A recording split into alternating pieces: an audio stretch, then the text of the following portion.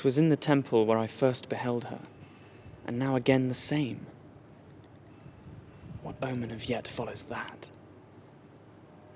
None but imaginary. Why should my hopes of fate be timorous? The place is holy, and so is my intent.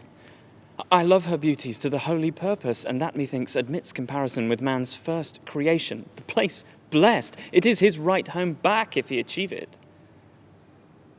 The church hath first begun our interview, and that's the place must join us into one. So there's beginning and perfection too.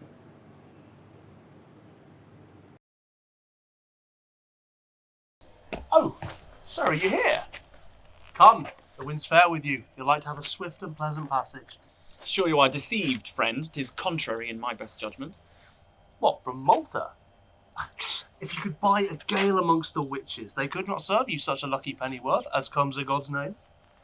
Even now, I observe the temple's vein to turn full in my face. I know it is against me. Against you? Then you know not where you are. Well, indeed. Are you not well, sir? Yes, Jasperino, unless there be some hidden malady within me that I understand not. And that I do begin to doubt. I never knew your inclinations to travel at a pause, with any cause to hinder it till now. Ashore, you will want to call your servants up and help to trap your horses for the speed. And see, I have seen you weigh the anchor with them, hoist sail for fear to lose the foremost breath, be in continual prayers for fair winds. And have you changed your orisons? No, friend, I keep the same church, same devotion. Lover, I'm sure you're none.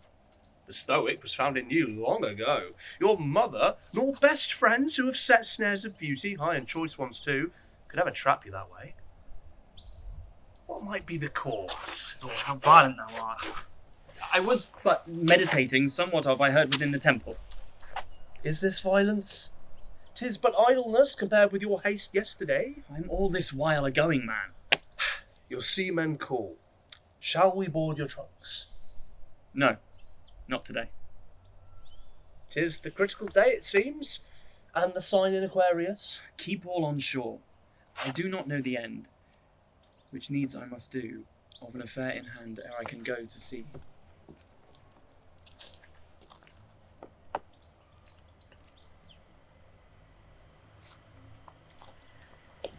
How now? The laws of Medes are changed, sure. Salute a woman. He kisses too. Wonderful. Well, only this. And does it perfectly. In my conscience, he never practiced it before. Nay, go on. This will be stranger and better news of Valencia than if he'd ransomed half of Greece from the Turk.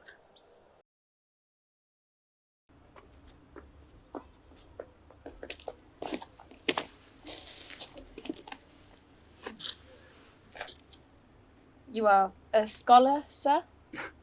A weak one, lady. Which of the sciences is this love you speak of? From your tongue, I take it to be music? You are skillful in it. I can sing at first sight. I have shown you all my skill at once. I want more words to express me further, and must be forced into repetition. I love you dearly. Be better advised, sir.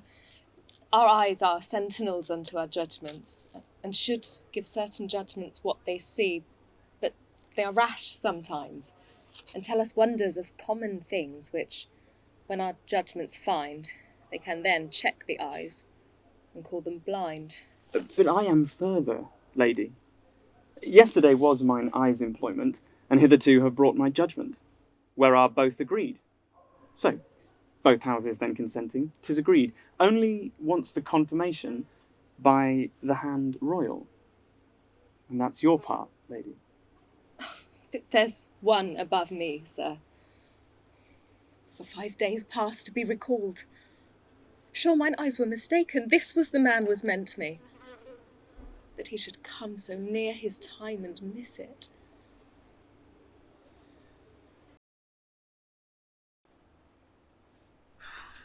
We might have come by the carriers at Valencia, I see, and saved our sea provision.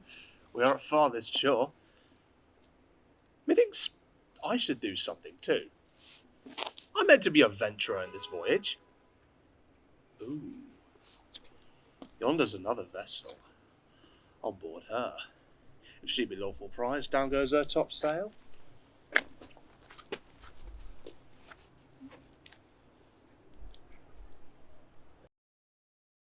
Lady, your father.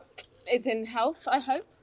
Your eye shall instantly instruct you, lady. He's coming hitherward. What needed, then, your duteous preface? I had rather he had come unexpected. You must store good presents with unnecessary blabbing. How welcome for your part you are, I'm sure you know. Will it never mend this scorn? One side nor other. Must I be enjoined to follow still while she flies from me? Well, fates, do your worst. I'll please myself with sight of her at all opportunities, if but to spite her anger. I know she'd rather see me dead than living. Yet she knows no cause for it, but a peevish will. You seem displeased, lady, on the sudden. Your pardon, sir, 'tis my infirmity. Nor can I other reason render you than his or hers of some particular thing they must abandon as a deadly poison, which to 1,000 other tastes were wholesome. As such, to my eyes, is that same fellow there. The same report speaks of the basilisk. This is a frequent frailty in our nature. There's scarce a man amongst 1,000 sound hath his imperfections. One distastes the smell of roses, which to infinites is most pleasing and odoriferous. One oil, the enemy to poison. Another wine, the cheerer of the heart and lively refresher of the countenance. Indeed, this fault, if so it be, is general. There's scarce a thing that is both loved and loathed. Myself, I confess, I have the same frailty. And what might be your poison, sir? I'm too bold with you. Well, what might your desire be? Perhaps a cherry? I am no enemy to any creature my memory has, but yon gentleman. He does ill to tempt your sight. If he knew it. He cannot be ignorant of it, sir. I have not spared to tell him so. And I want to help myself, since he's a gentleman in good respect with my father and follows him. Well, he's out of his place then, now. I am a mad wag, wench. So methinks. But for your comfort, we have a doctor in the city that undertakes the cure for such. Tush, I know what physic is best for the state of mine own body. 'Tis scarce a well-governed state, then, I believe. Oh, I could show thee such a thing with an ingredient we two would compound together, and if it did not tame the maddest blood in the town for 2 hours after, I'll never profess physic again. A little poppy, sir, were good to cause you sleep. Poppy, I'll give thee a pop on the lips for that. Begin there. Poppy is one simple indeed, and cuckoo, what you call it, another. I'll discover no more now. Another time will show thee all. My father, sir. Ah, Joanna, I've come to meet thee. Have thy devotions ended? For this time, sir. I shall change my saint, I fear me. I find a giddy turning in me. Sir, this while I find myself beholding to this gentleman who has left his own way to keep me company, and in discourse I find him much desirous to see your castle. He hath deserved it, sir, if you please grant it. With all my heart. Yet there are articles between us. I must know your country. We're not so used to surveying our chief strengths with strangers. Our citadels are placed conspicuous on open view on Promont front. Within lie secrets. A Valencian, sir. A Valencian. That is native, sir. What name, I beseech thee? Alcimero, sir. Alcimero. Alcimero? Not the son of John Alcimero. Very same, sir. My dearest love bids thee welcome. He was wont to call me so, and then he speaks a most unfeigned truth. Sir, I knew your father. We were acquaintances of old, before our chins were worth Llewellyn down, and continue it until the stamp of time coined the silver. But he is gone now, and a good soldier went with him. You went with him in that too, sir. Oh, no, sir. I came behind him, but I did somewhat too. It was a sad day that swallowed him at the end in Gibraltar, fighting against those rebellious Hollanders. Whose death I had avenged or followed him in fate, had not the late truce prevented me. Aye, aye. A time to breathe. Ah, Joanna, I have news for thee. I saw Piracchio lately. That's ill news. He is hot in preparation for his day of triumph. Thou must be a bride within 7 minutes. Nay, Huh? I pray you, sir, be not so violent. With speed, I cannot render satisfaction unto the dear companion of my soul, virginity, with whom I thus long have lived, and part so rude and suddenly. Can two such friends divide, never to meet again without a solemn farewell? Tush, 'tis a toy. I must now part and never meet again with any joy on earth. Sir, your pardon. My affairs call on me. Oh, sir, I beseech thee. Change this so soon? I hope not. Oh, you must see my castle and hear rare entertainment before we part. I will feel you've used me unkindly, ere. Come, let's go. I had hoped that you'll stay a while with us in Alicante. I would have bid you to my daughter's wedding. He means to feast me and poison me beforehand. I should be dearly glad to be there, sir, did my occasion suit as I could wish. I should be sorry if you be not there when it is done, sir. But not so suddenly. I tell you, sir, he is a gentleman complete. A courtier, a gallant enriched, with fair and noble ornaments. I would not change him for a son-in-law. For all he in Spain, proud as he. And we have great ones, as you know. He's much bound to you, sir. He shall be bound to me as fast as this tie can hold him. On my will else. I shall want mine if you do it. Come, sir, I'll tell you more of him as we go. How shall I dare to venture into his castle whilst he discharges murderers at the gate? But I must on, for back I cannot go. Is not this serpent gone yet? Ah, Joanna, thy glove has fallen. Stay, De Floris, help a little. Come. Here, lady. Mischief on your officious forwardness. Who bade you stoop? They touch my hand no more. There. For t'other's sake, I part with this. Take them and draw thine own skin off with them.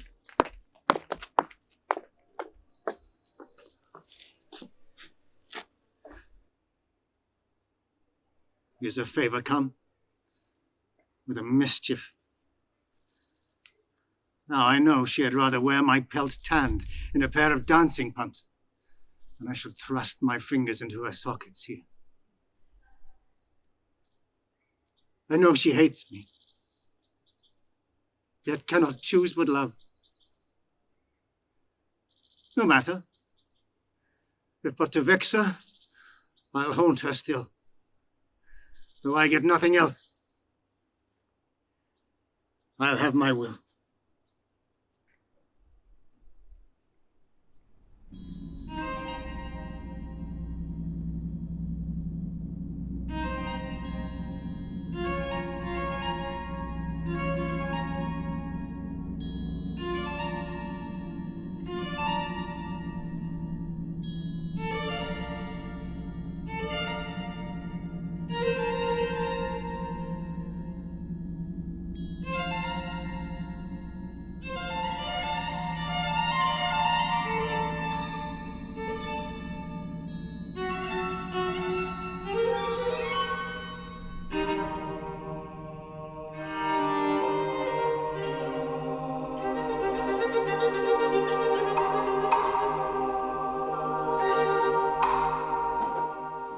Longio, I must trust thee with a secret, but thou must keep it.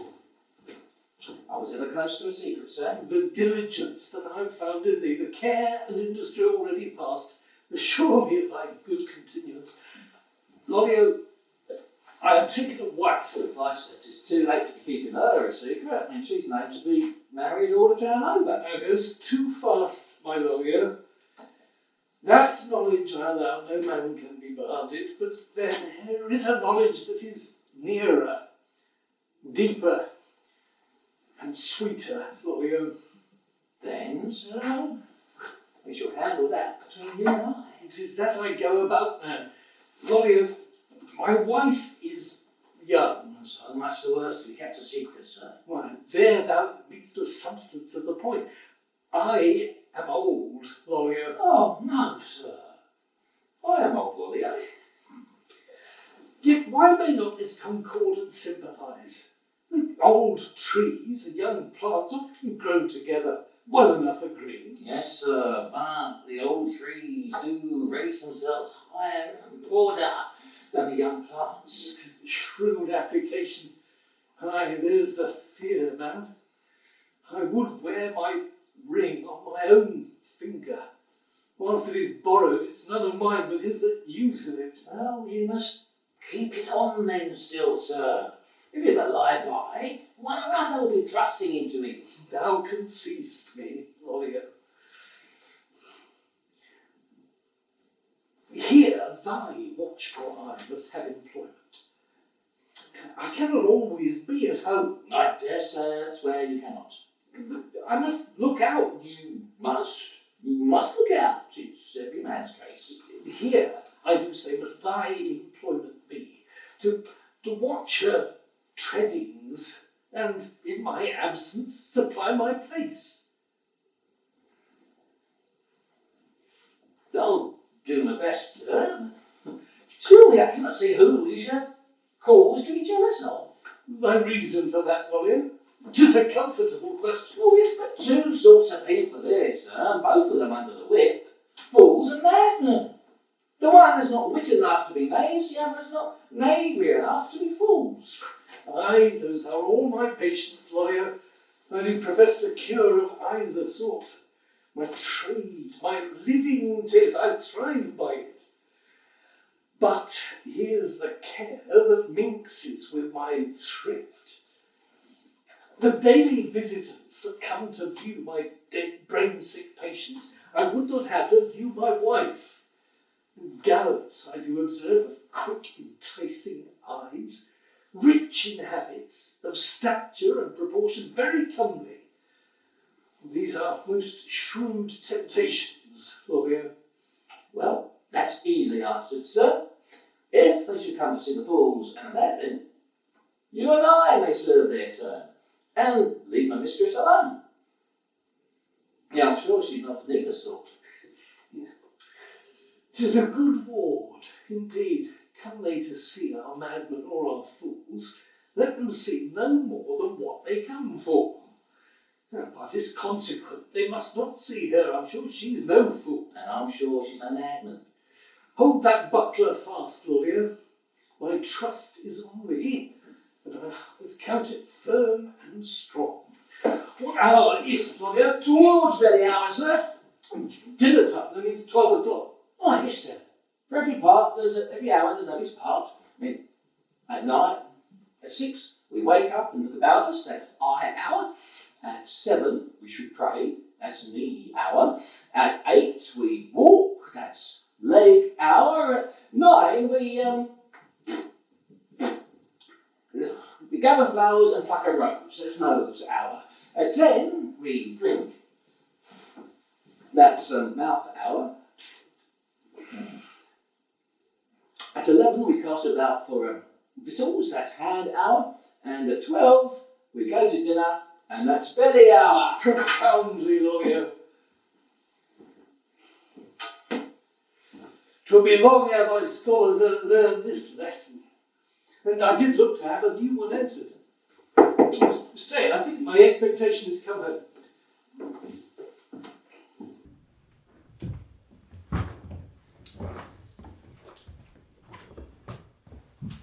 Save you, sirs, my business speaks itself.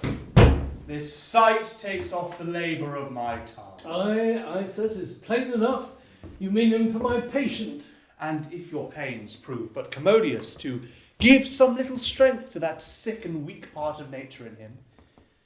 These are the patterns to show you the whole pieces that will follow you, beside the charge of diet, washing, and other necessaries. Believe it, sir, there shall no care be wanting. Sir, an officer of the place might deserve something. The trouble will pass through my hands.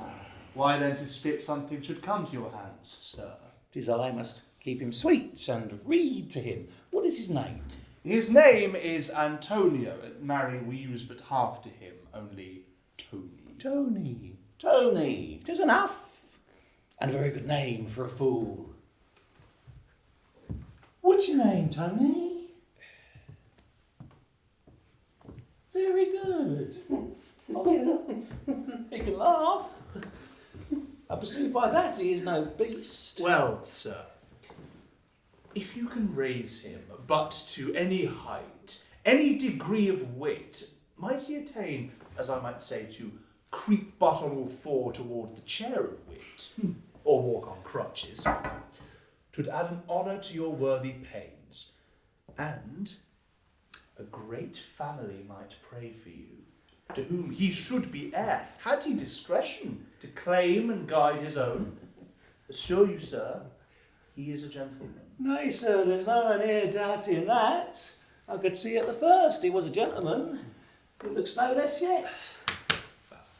Let him have good attendance and sweet lodging. As good as my mistress lies in, sir. If you but allow us time and means, we shall rise him up to a higher degree of intelligence. Nay, there shall no cost want. We'll hardly stretch him to the wit of a Magnifico. Oh, no, that's not to be expected. No, far shorter would be enough. No, I warrant you, sir. I'll have him ready to bear office in 5 weeks. I'll raise him up to the wit of a constable. If it be lower than that, it might serve turn. Oh, no, sir, fie. If we were to level him with a head borough or a beadle or a watchman, he were no better than he is. No, a constable I'll able him. If he should come to a justice after, let him thank his keeper. Wait, say I go further. Say I do raise him up to my own pitch. Say I make him as wise as myself. Why, there I would have it. Well, I'll go to then. Either I shall be as arrant a fool as he, or he shall be as wise as I, and then 'twill serve his turn.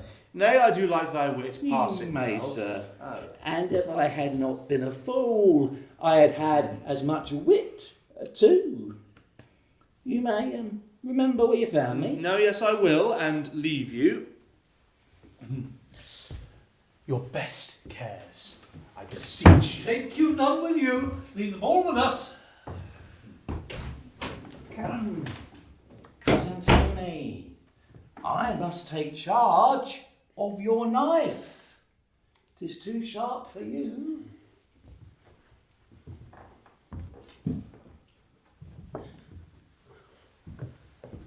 Oh, my cousin's gone. Cousin? Cousin? Pray leave me a candle to sleep with. Tis dark. Tis dark. Tis dark. Peace, peace. You must not cry, child. You must be whipped if you do. Your cousin is still here. I am your cousin Tony. Then I'll not cry, if thou beest my cousin. I would best try his wit a little, see which form I might place him in. You do, Romeo, do. I'd best ask him easy questions at first.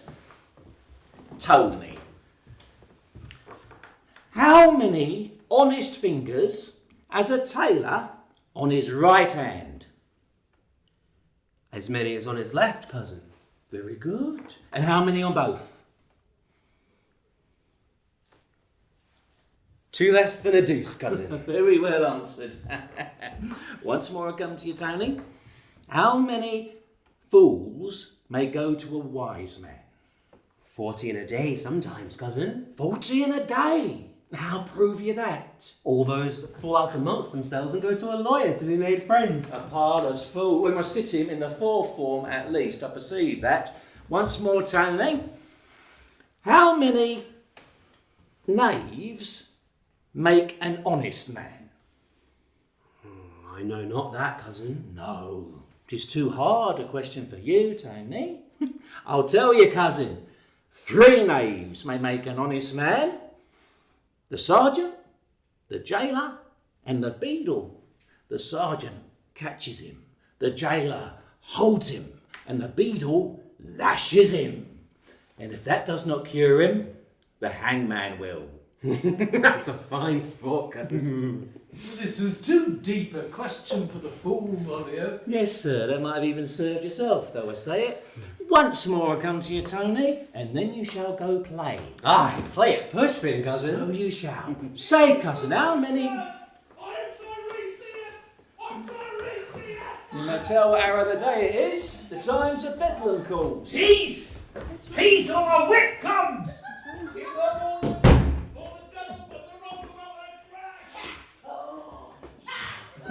There's no open recovery for that Welsh madman. Was undone by a mouse that spoiled him a parmesan. Lost his wits for it. Look to your charge, Lolio. I'll to mine. Go you to your madman's ward and let me alone amongst my fools. And remember my last charge, Lolio. Of which of your patients do you take me for?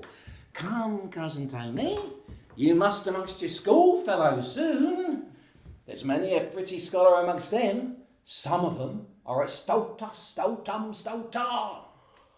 I would see the madmen, cousin, if they would not bite me. Oh, they shall not bite you, Tony. They bite it when they are at dinner, do they not?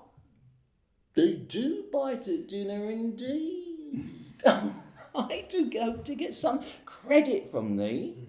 I like thee more than any other my scholars have brought up, and thou shalt prove a wise man, or I shall prove a fool myself.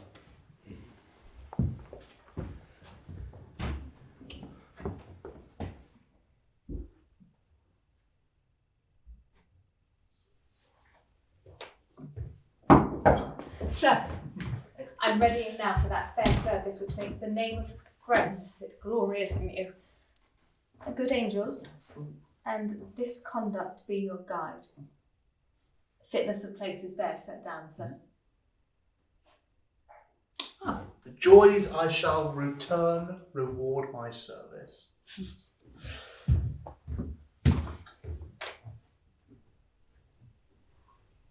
How wise is Alcimero in his friend? It is a sign he makes his choice with judgment. Then I appear in nothing more approved than making choice of him. For 'tis a principle.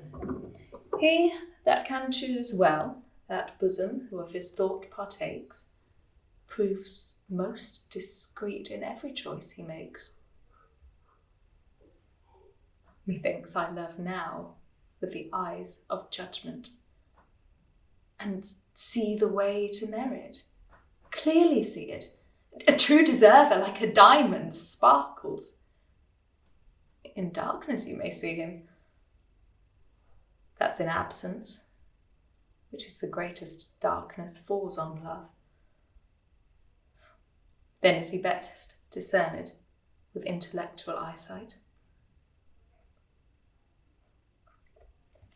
What's Piracro, who my father spends his breath for? And his blessing is only mine, as I regard his name. Else it goes from me and turns head against me, transformed into a curse. Some speedy way must be remembered. He's so forward too, so urgent that way, scarce allows me breath to speak to my new comforts.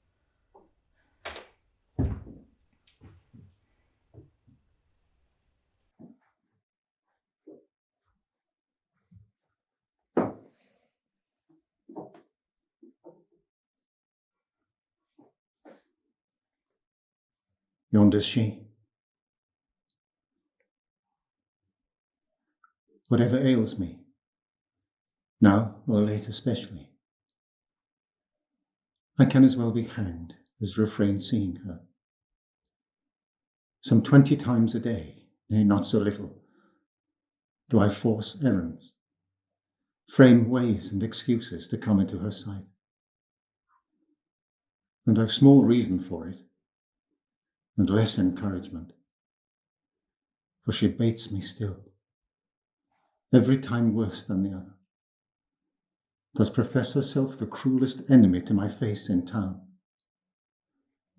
But no hand can abide the sight of me, as if danger or ill luck hung in my looks.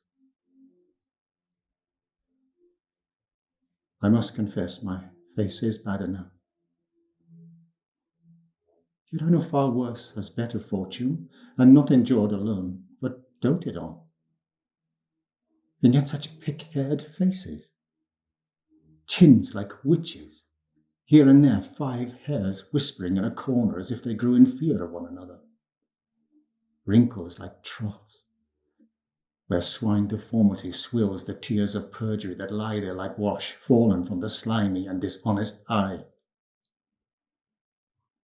Yet such a one plucks sweets without restraint, and has the grace of beauty to his sweet. Though my hard fate has thrust me out to servitude, I tumbled into the world, a gentleman.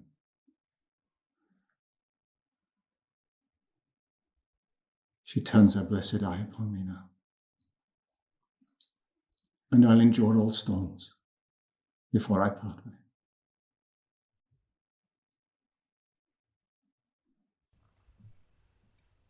it. Again, this ominous, ill-faced fellow more disturbs me than all my other passions.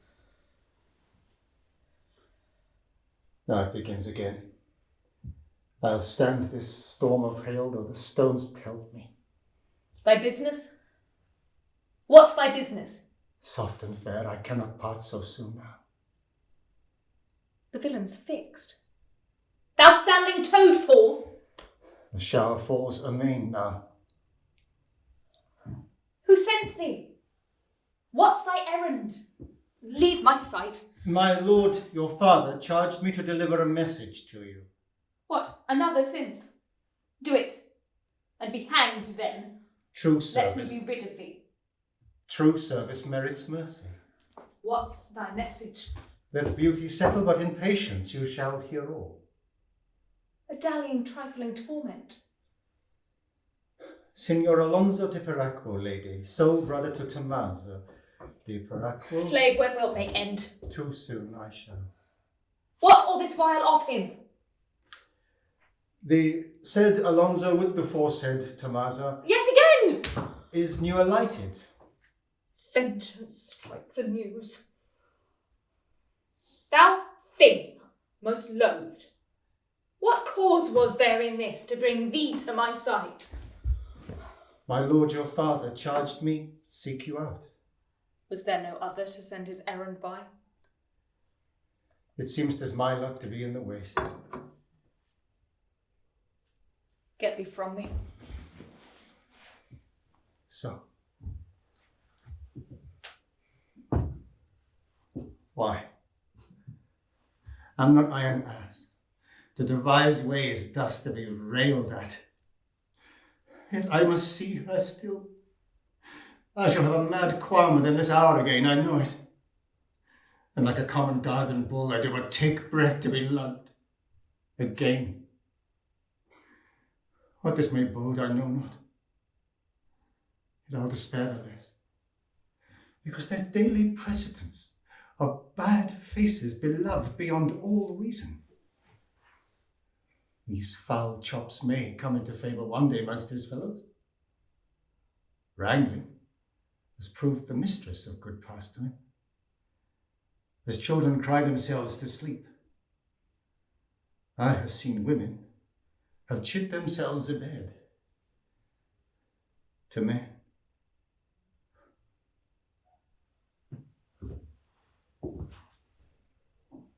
I never see this fellow, but I think of some harm towards me.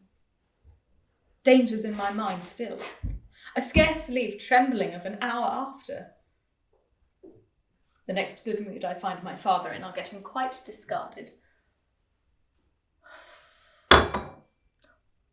who was caught up in this small disturbance, and forgot affliction's fiercer torrents, which now comes to bear down on all my comforts.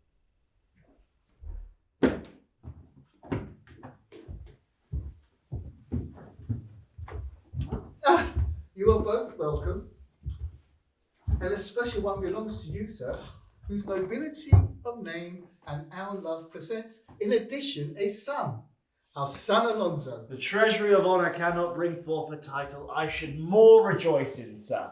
You have improved it well. Daughter, take care, for the day will steal upon thee quickly. And yet I shall be sure to keep the night, if it should come so near me. Alonso, Sister? in troth I see small welcome in her eye. Fie, you are too severe a censor of love in all points. There's no bringing on you.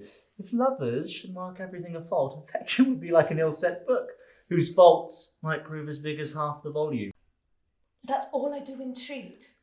It is but reasonable. I will see what my son says on't. Son Alonso, there is a matter of reprieve of Maidenhead. No longer than 3 days. The request is reasonable because the former time is pinching. Though my joys be set back so much time as I could wish they had been forward, yet since she desires it, the time is set as pleasing as before.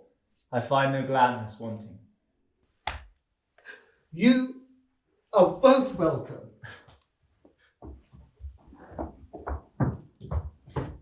So, did you mark the dullness of her parting now? What dullness, thou art so acceptitious still. Why, let it be then. I am but a fool to mark your harm so heap. Where's the oversight? Come, your Phaethon has cozened, strongly cozened. Unsettle your affection at all speed wisdom can bring it to. Your peace is ruined else. Think what a torment 'tis to love one whose heart is leapt into another's bosom. She lies with another in thine arms, he the half-father unto all thy children in the conception. If he gets them not, she helps to get them for him. And how dangerous and shameful her restraint may come in time to. It is not to be thought on without sufferings. You speak as if she loved some other, then. Do you apprehend so slowly? Nay, and that be your fear only. I am safe enough. Preserve your counsel and your friendship, sister, for times of more distress. I should depart an enemy, a dangerous, deadly one unto any but thyself that might but think she knew the meaning of inconstancy, much less the use and practice. Yet we're friends. Pray, I can endure much till I meet an injury to her. Then I am not myself. Farewell, sweet sister. How much we're bound to heaven to depart lovingly. Aye, this is love's true madness. And thus a man quickly steals into his vexation.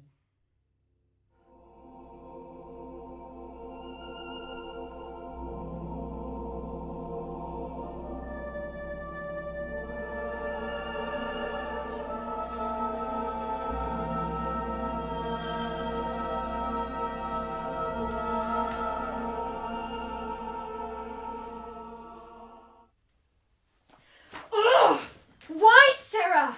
Whence have you commission to fetter the doors against me? If you keep me in a cage, pray whistle to me. Let me be doing something. You shall be doing, and it please you. I'll whistle if you'll pipe after. Is it your master's pleasure or your own to keep me in this pinfold? It is for my master's pleasure.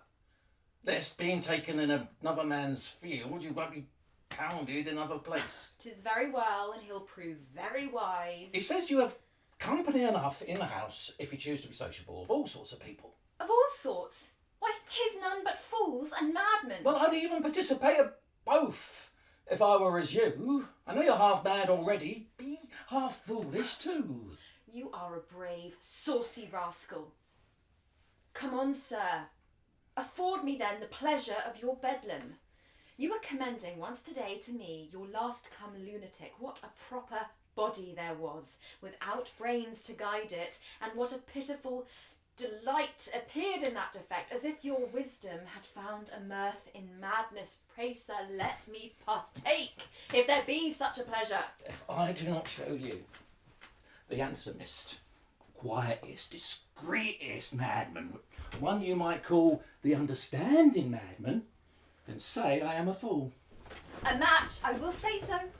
When you've a taste of the madman, you will, if it please you, see Fool's College on t'other side. I seldom look there. 'Tis but shooting a bolt or two, and you're amongst them.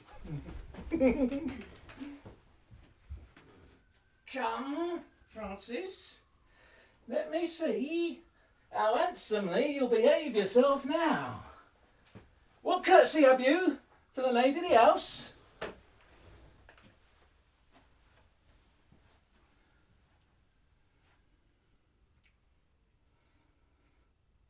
Will he not speak? Oh, his wit will not command his tongue. Yet, he let me speak for him. Attend. Hail, bright Titania. Why standst thou idle upon these flowery banks? Oberon is dancing with his Dryades. I'll gather primrose, daisies, violets, and bind them in a verse of sweet poesy. Alack, alack, 'tis too full of pity to be laughed at. How fell he mute, canst thou tell? For the same reason he fell mad, mistress. For love. Now he was a pretty poet too. The muses then forsook him, and he ran mad for a chambermaid who spurned him for a porter. Oh, there's more. How sweetly she looks. But oh, there's a wrinkle in her brow as deep as philosophy. Anacreon, drink a health to my mistress. I'll pledge it, not so near. Stay, there's a spider in the cup. No, 'tis but a grape stem. He is distracted. Very like. And see, he has a verse for every occasion. Luna is now big-bellied, and there is room for both of us to ride with Hecate. I'll drag thee up into her silver sphere, and there we'll kick the dog and beat the bush that barks against the witches of the night. Not so near. You see your danger? You see how I do awe my flock. No shepherd has his dog in such obedience. His conscience is unquiet. Sure, that was the cause of this. Very like.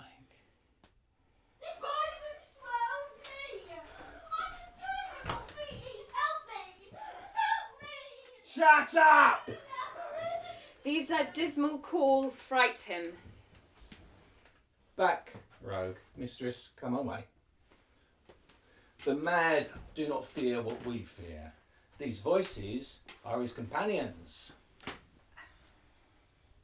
Sweet love, pity me. Give me leave to lie with thee. Why, this is very lunacy. What? Rogue! Look you to lie with your mistress? You must not look there. Mad must mate with madness. He shall be gelded, mistress. And that'll draw his sting. Hence with him now, he grows dangerous. Nay then, my poison comes forth, mad slave. What? You abuse your keeper? To your kennel! Fear not, mistress. I'll pledge I shall bring him up to be the genteelest lunatic was ever seen indoors or out. If he but look fair and heed the whip, you may keep him as your gossip. 'Twere better to instruct by courtesy. No more of your whip, sirrah. I care not for the devil. My love I rate at nothing. He scratched the napper fell upon my belly. Come to me, sirrah. I'm a deeds creature. Do. Hark, mistress. They are too free in their captivity. They must learn the rules of the house. I am for you, you rogues!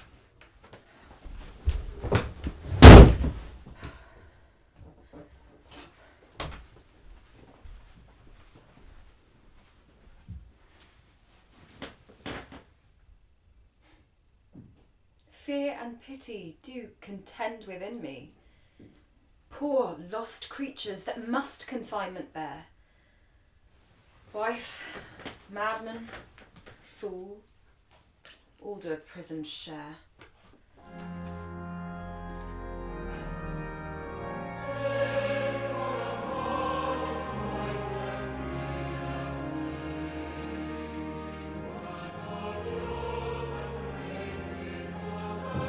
This place is my charge only.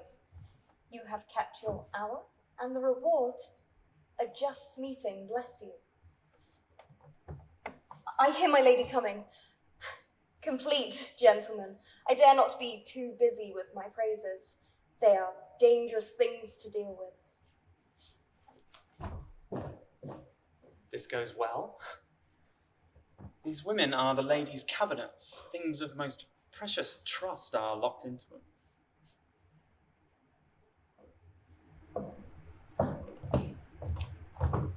I have within my eye all my desires. Requests that holy prayer ascends heaven for, and sends them down to furnish our defects. Comes not sweeter to our necessities than thou unto my wishes.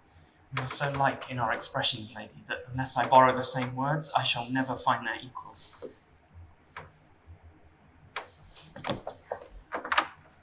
How happy were this meeting, this embrace, if it were free from envy. This poor kiss, it has an enemy, a hateful one, that wishes poison to it. How well were I now if there were no such name known as Piraquo, no such tie as the command of parents. I should be too much blessed. One good cause will strike off both your fears. And I'll go near it too, since you are so distressed. Remove the cause, and the command ceases. There's 2 fears blown out with one and the same blast. Pray, let me find you, sir. What might that service be so strangely happy? The honourablest piece about man. Valor. I'll send a challenge to Piraquo instantly. How? Call you that extinguishing a fear when 'tis the only way to keep it burning? Are you not ventured in the actions, all of my joys and comforts? Pray no more, sir. Say you prevailed. Your dangers were not mine then. The law would take you from me. Your obscurity be made a grave to bury you alive. I'm glad these thoughts came forth. Keep not one of this condition, sir. There we found a way to bring sorrow on her way to death. The tears would never have dried till dust had choked it. Blood guiltiness becomes a fouler visage. And now I think on one. I was to blame. I had marred too good a market with my scorn. It had been done questionless. The foulest creature, creation framed for some use, and yet to see, I could not mark so well where it should be. Lady, Why, men of art make much of poison, keep one to expel another. Where was my art? lady, you hear not me. I do especially, sir. These present times are not so sure of our side as those hereafter may be. We must use them, then, as thrifty folks their wealth, sparingly now, until the time open. You teach wisdom, lady. Do I find her? Yes, madam. Perfect your service and conduct this gentleman the private way you brought him. I shall, madam. My love's as firm as love ever built upon.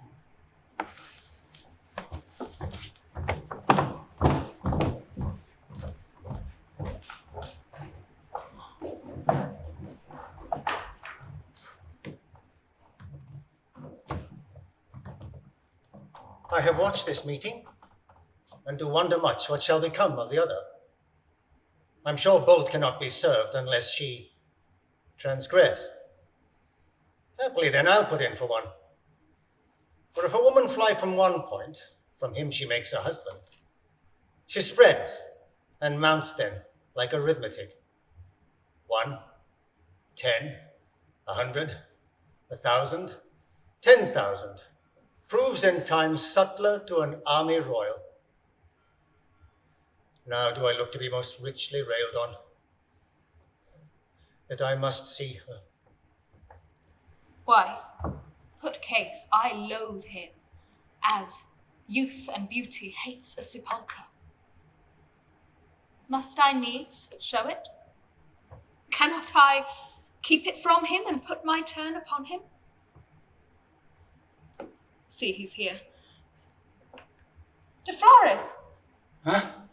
I shall run mad with joy. She called me fairly by my name, De Flores, and neither rogue nor rascal. What have you done to your face of late? You have met with some good physician. You have pruned yourself, methinks. You were not wont to look so amorously. Not I. 'Tis the same physiognomy to a hair and pimple which she called scurvy scarce an hour ago. How is this? Come hither. Nearer, man. I'm up to the chin in heaven. I perceive it. 'Tis but the heat of the liver. I thought it had been worse. Her fingers touched me. She smells all amber. I'll make a water for thee. We'll cure this in a fortnight. With your own hand, lady. I mine own. In an act of cure, I'll trust no other. 'Tis half an act of pleasure to hear her talk thus to me. When we are used to a hard face, 'tis not so unpleasing. It mends still, in opinion. Hourly mends. I see it by experience. I was blessed to light upon this minute. I'll make use on it. Hardness becomes the visage of a man well. It argues strength, resolution, manhood, if cause were of employment. It would be soon seen, if your ladyship had cause to use it. I would but wish the honour of a service, so happy as that mounts to. We shall try you. Oh, my de Flores. She calls me hers already, my De Flores. You're about to sigh out somewhat, madam. Oh, was I? I forgot. That is again the very fellow on't. You are too quick, sir. There were no excuse now. I heard it twice, madam. That sigh would fain have utterance. Take pity on it. Lend it a free word. Alas, how it labours for liberty. I hear the murmur yet beats at your bosom. Would creation Aye, well said, that's it. have formed me man? Nay, that's not it. Why, 'tis the soul of freedom. I should not then have to marry one I hate. I should have power then to oppose my loathings, nay, remove them forever from my sight. Blessed occasion. Without change to your sex, you have your wishes. Claim so much man in me. Indeed, De Flores, there's small cause for that. Put it not from me. It is a service that I kneel for to you. You are too violent to mean faithfully. There's horror in my service, blood and danger. Can those be things to sue for? If you knew how sweet it were to me to be employed in any act of yours, you would say that I failed and used not reverence enough when I received the charge on't. This is much, methinks. Belike his wants are greedy, and to such, gold tastes like angel's food. Rise. I'll have the work first. Belike his need is strong upon him. There's to encourage thee. As thou art forward, and thy service dangerous, thy reward shall be precious. That I have thought on, and do assure myself of that beforehand, and know it will be precious. The thought ravishes. Then take him to thy fury. I thirst for him. Alonso de Piraquo. His ends upon him, he shall be seen no more. How lovely now dost thou appear to me. Never was man dearly rewarded. How do you think of that? Be wondrous careful in the execution. Why, Are not both our lives upon the cast? Then I throw all my services unto your service. They ne'er shall rise to hurt you. When 'tis done, I'll furnish thee with all things for thy flight. Thou mayst live bravely in another country. Aye, we'll talk of that hereafter. I shall rid myself of two inveterate loathings at once. Piracquo and his dog face.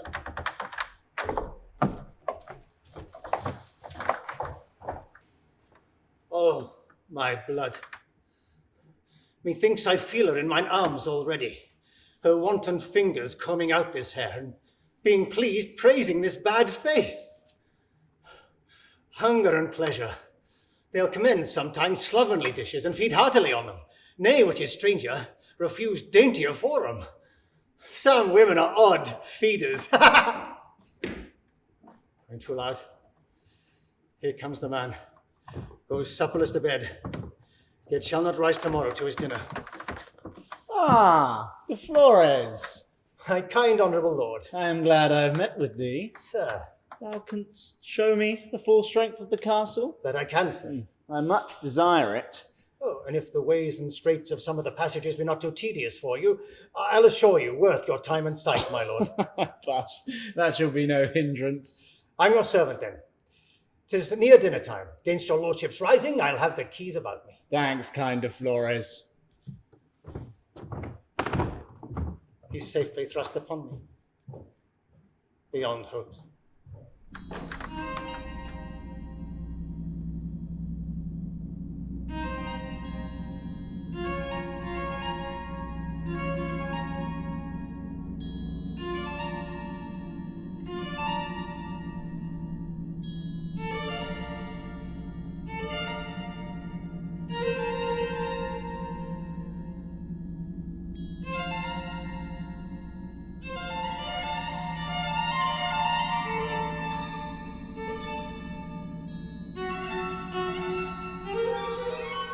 Yes, here are all the keys.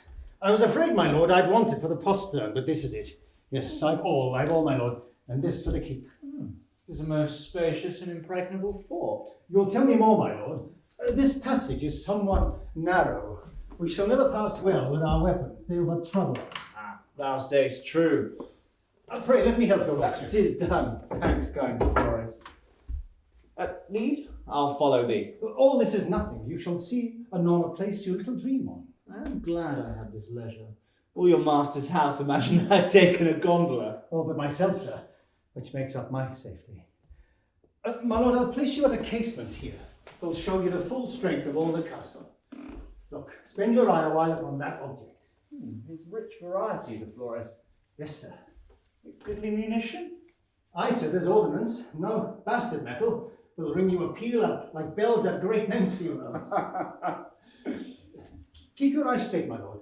Take special notice of that keep before you. There you may dwell a while. I'm upon it. And so am I. Oh, de Flores! De Flores! What malice is thou put on? You question a work of secrecy. I must silence you. I must silence you. Here's an undertaking well accomplished. This vault serves to good use now. What's that? Through sparkles in my eye. 'Tis a diamond he wears upon his finger. 'Twas well found. This will approve the work. So fast on? Not part in death? I'll take the speedy course then.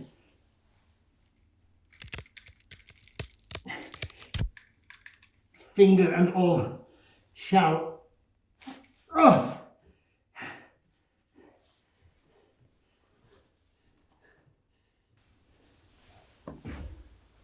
So, now I'll clear the passage of all suspect Orpheus.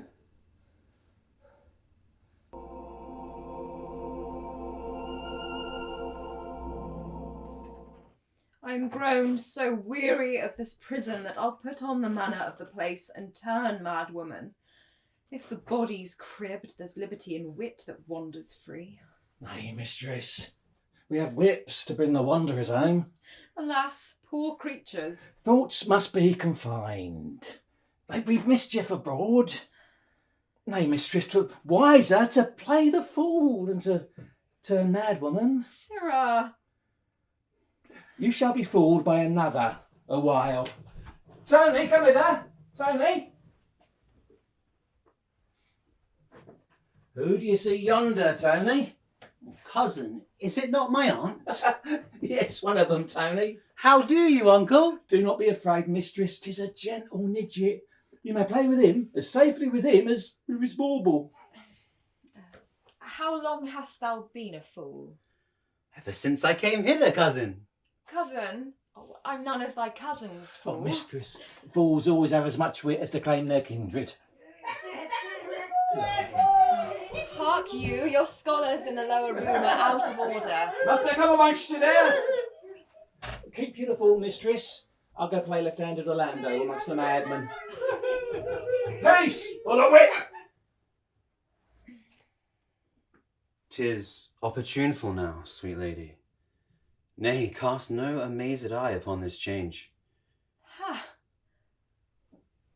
This shape of folly shrouds your dearest love, the truest servant to your powerful beauties, whose magic hath this force us to transform me. You are a fine fool indeed. Oh, 'tis not strange. Love has an intellect that runs through all of the scrutinous sciences and, like a cunning poet, catches a quantity of knowledge and brings it home into one mystery, into one secret that he proceeds in. You are a parlous fool too. Well, no danger in me. I bring naught but love and his soft wounding shafts to strike you with. Try but one arrow. If it hurts you, I'll stand you back 20 in recompense. A forward fool too. Well, this was love's teaching. 1,000 ways he fashioned out my way, and this I found the safest and nearest to tread the galaxia to my star.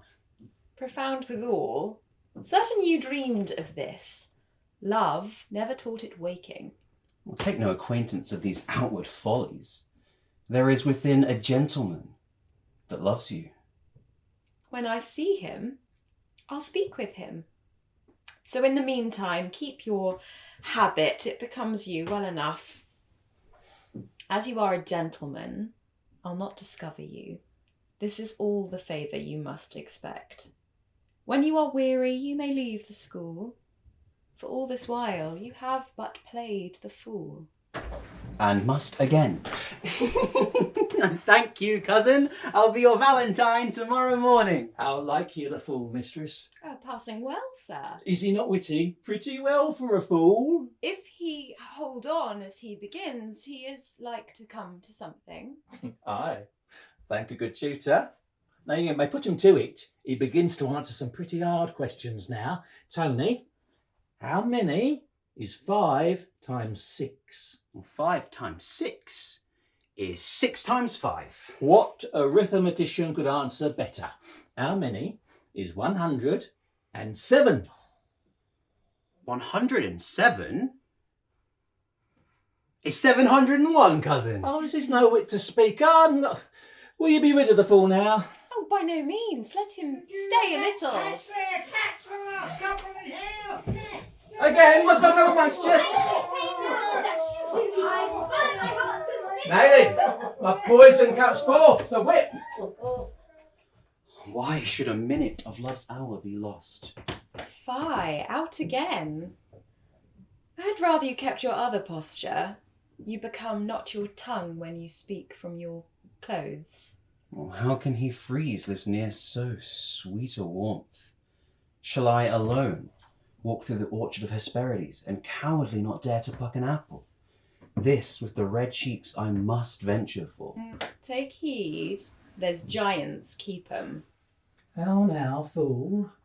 Are you good at that? Have you read Lipsius? He's past Arsamandy. I believe I must put harder questions to him, I perceive that. You are bold without fear too. What should I fear, having all joys about me? Do you smile, and love shall play the wanton on your lip? Meet and retire, retire and meet again. Look you but cheerfully, and in your eyes I shall behold mine own deformity, and dress myself up fairer. I know this shape becomes me not, but in those bright mirrors I shall array me handsomely. Cuckoo!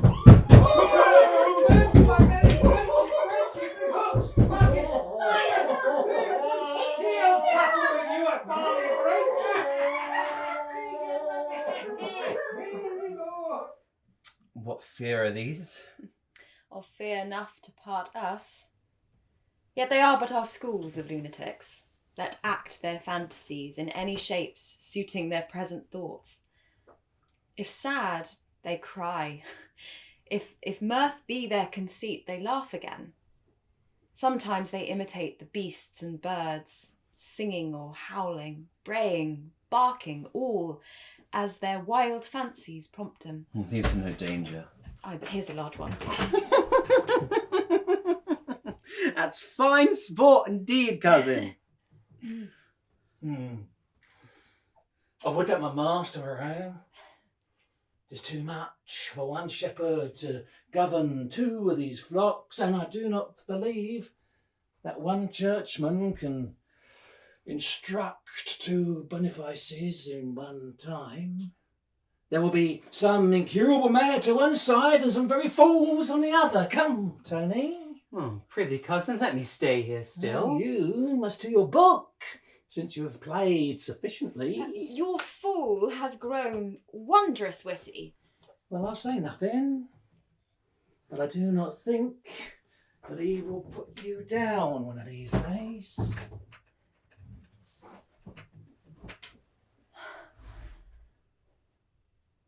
Here, the restrained current might make a breach, spite of the watchful bankers. Would a woman stray, she need not gad abroad to seek her sin. It would be brought home one ways or other. The needle's point will to the fixed north. Such drawing Arctics women's beauties are.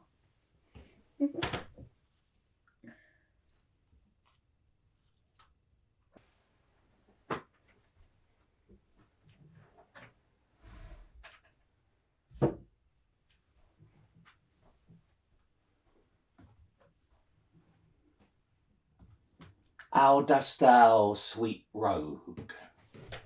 How now? Come. There are degrees. One fool may be better than another. What's the matter? Nay. And thou givest thy mind to fool's flesh. Have at thee. You bold slave, you. Oh, I could follow now as t'other fool has done. Why should I fear, having all joys about me? Do you but smile and love, or play a wanton on your lip? Meet and retire, retire and meet again. Look you but gladly, and in your eyes I shall behold my own deformity, and dress myself better. I know this shape becomes me not. And so as it follows. But is this not the more foolish way? Come, my sweet rogue, kiss me, my little Lacedaemonian. I would feel how thy pulses beat. I know there is something about thee would do a man pleasure. Put my hand upon't. Sirrah, no more. I see you have discovered this love's knight-errant who hath made adventure for purchase of my love.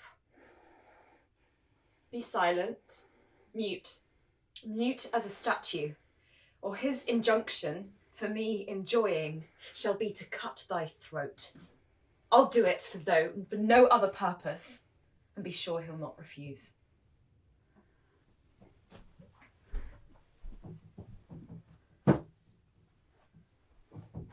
My share, that's all. I'd have my fool's part with you. No more. Sweet how dost thou? Oh, your bounden servant, sir. Fie, sweetheart, no more of that. You had best lock me up. In my arms and bosom, my sweet Isabella, I'll lock thee up most dearly. Lollio, we have employment, we have task in hand. Noble Vermanderos, our castle captain, there is a nuptial to be solemnized. Beatrice Joanna, his fair daughter, bride, for which the gentleman hath bespoke our pains. A mixture of our madmen and our fools, to finish, as it were, make the fag of all the revels, the third night from the first.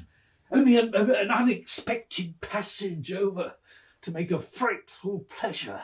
That is all, but not the all I aim for. Now, could we so act it to teach it in a wild, distracted manner, though out of form and figure, breaking time's head, it were no matter, they be cured again in one age or other, if not in this. In this, Lollio, there's a good reward begun, and will beget a bounty, be it done. 'Tis easy, I warrant you. We have about you all manner of madmen and fools who are very good at dancing. And 'tis no wonder that the best dancers are not the wisest men. The reason is, for often jumping, they jolt their brains into their feet, so that the wits are in their heels and not in their heads. Honest, Lollio, thou givest me good reason and a comfort in.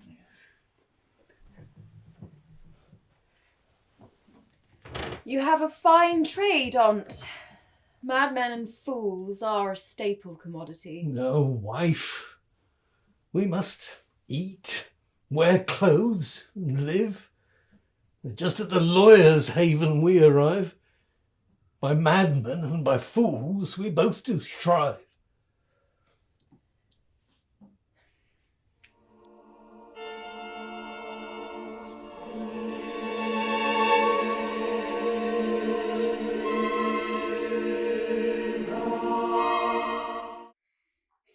Valencia speaks nobly of you, sir.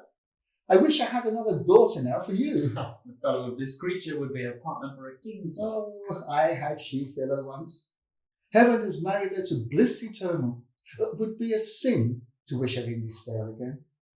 Come, you shall see the pleasures my health takes chief joy in. I hear the beauty of this seat largely. Oh, not so much, sir, not so much.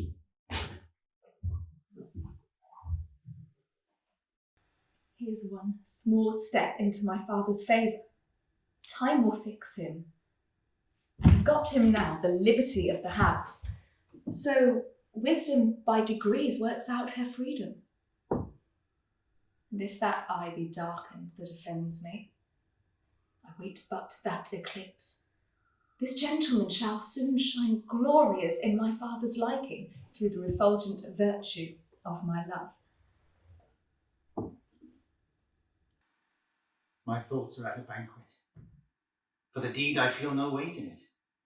'Tis but light and cheap for the sweet recompense that I set down for it.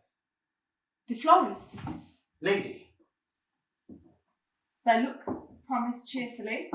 all things are answerable. Time, circumstance, your wishes and my service. Is it done then? Ferraco is no more. My joy start at mine eyes. Our sweetest delights are evermore born weeping. I've a token for you, For me? but it was sent somewhat unwillingly. I could not get the ring without the finger.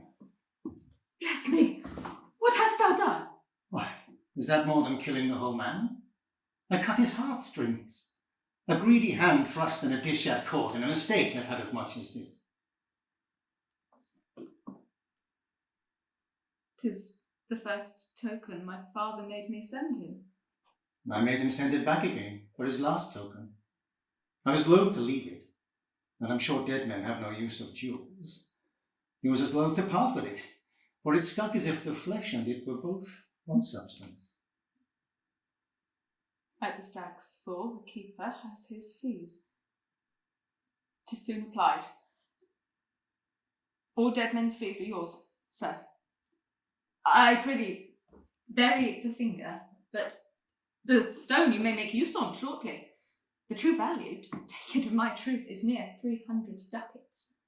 'Twill hardly buy a cap case for one's conscience, though, to keep it from the worm as fine as tears. Well, being my fees, I'll take it. Great men have taught me that, or else my merit would scorn the world. It might justly you, sir. Why, thou mistakes, De Flores, it is not given in state of recompense. No, I hope so, lady. You should soon witness my contempt to it then. Really, thou lookst as if thou wert offended. That was strange, lady. 'Tis not possible my service should draw such a cause from me. Offended? Would you think so? That were much for one of my performance, and so warm yet in my service. 'Twere misery in me to give you cause, sir. I know so much, it were so. Misery in her most sharp condition. 'Tis resolved, then. Look you, sir.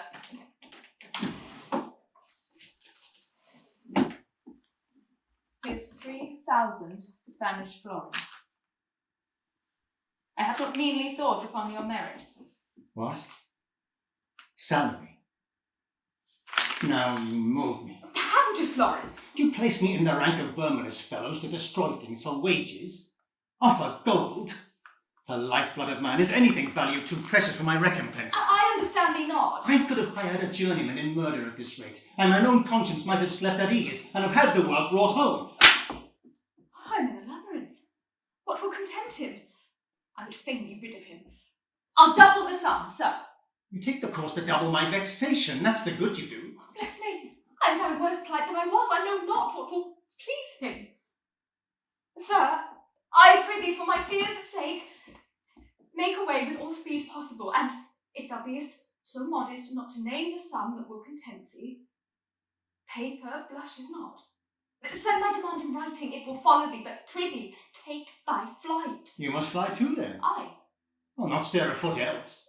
What's your meaning? What, are not you as guilty? In, I'm sure, as deep as I. And we should stick together. Come, your fears counsel you but ill. My absence would draw suspect upon you instantly. There were no rescue for you. He speaks home. Nor is it fit we two, engaged so jointly, should part and live asunder. How now, sir? This shows not well. What makes your lips so strange? This must not be betwixt us. The man speaks wildly. Come, kiss me with a zeal now. Heavens, I doubt him. I shall not stand so long to beg him shortly. Take heed, De Flores, of forgetfulness. It will betray us both. Take you heed first. Faith, you're grown much forgetful. You're to blame it. He's bold, and I am blamed for it. I have eased you of your trouble. Think on't. I'm in pain and must be eased of you. 'Tis a charity. Justice invites your blood to understand me. I dare not. Quickly. No, I never shall. Speak it yet further off, that I may lose what has been spoken and no sound remain on it. I would not hear so much offence again for such another deed. Soft, lady, soft. The last is not yet paid for. Oh, this act hath brought me into spirit. I was as greedy in it as the parched earth of moisture when the clouds weep. Did you not mark I wrought myself into it? Nay, soon and kneeled for it. Why was all that pains took? You see, I throw contempt upon your gold. Not that I want it not, for I do, piteously. In order I will come to it and make use on it. But 'twas not held so precious to begin with. For I place wealth after the heels of pleasure.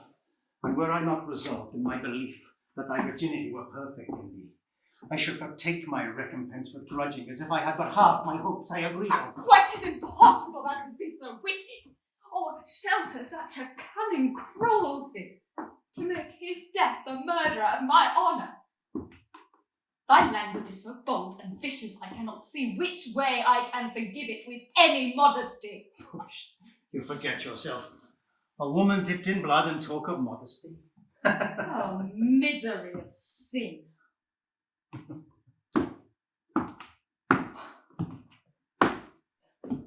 Would I had been bound perpetually to my living hate in that Piraquo than to hear these words. Think but on the distance that creation set twixt thy blood and mine. Keep thee there. Look but into your conscience. Read me there. 'Tis a true book. You'll find me there, your equal. Push fly not to your birth, but settle you in what the act has made you. You are no more now. You must forget your parentage to me. You are the deed's creature.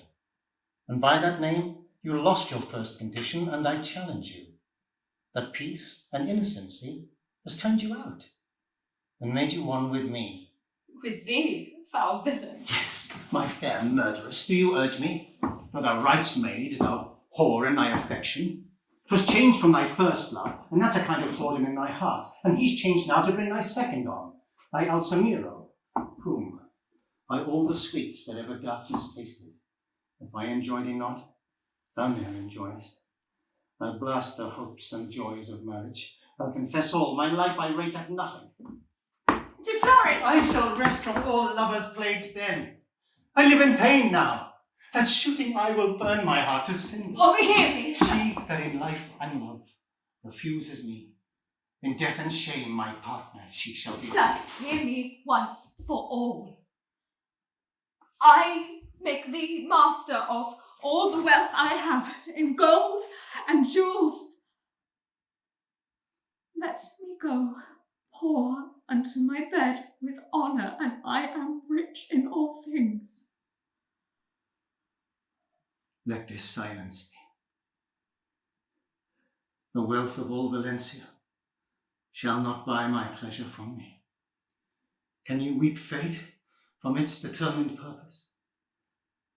So soon may you weep me. Vengeance begins. Murder, I see, is followed with more sins. Is my creation in the womb so cursed? It must engender with a viper first. Come, rise. Shroud your blushes in my bosom. Silence is one of pleasure's best receipts. Thy peace is wrought forever in this yielding. Alas, how the turtle pants. Thou lover not, but thou so fierce and faints to venture.